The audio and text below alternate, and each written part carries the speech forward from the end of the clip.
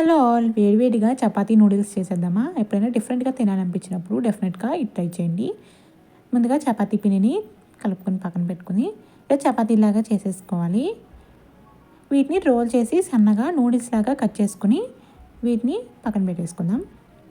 ఇప్పుడు ఒక పాన్లో కొద్దిగా ఆయిల్ వేసి, నేను కొద్దిగా ఆయిల్ వేసానండి, మీరు కావాలంటే ఇంకో 2 స్పూన్స్ వరకు వేసుకోవచ్చు. ఇందులో ఆనియన్స్, క్యారెట్, పచ్చిమిర్చి, టమాటోస్ వేసుకుని వీటిని ఫ్రై చేసుకుందాం. ఇది కొంచెం ఫ్రై అయిన తర్వాత ఇందులో మనం కరివేపాకు, కొత్తిమీర కూడా వేసుకుని ఫ్రై చేయాలి. ఇప్పుడు ఇందులో మనం ఒక 1/2 టీ స్పూన్ అల్లం వెల్లుల్లి పేస్ట్ వేసి పచ్చివాసన పోయేంత వరకు ఫ్రై చేయాలి. ఇందులోనే 2 ఎగ్స్ బ్రేక్ చేసుకుని వీటిని కూడా ఫ్రై చేసుకుందాం. ఇది కొద్దిగా ఫ్రై అయిన తర్వాత మనం సాల్ట్, కారం, ధనియాల పొడి కూడా వేసుకుని ఫ్రై చేయాలి.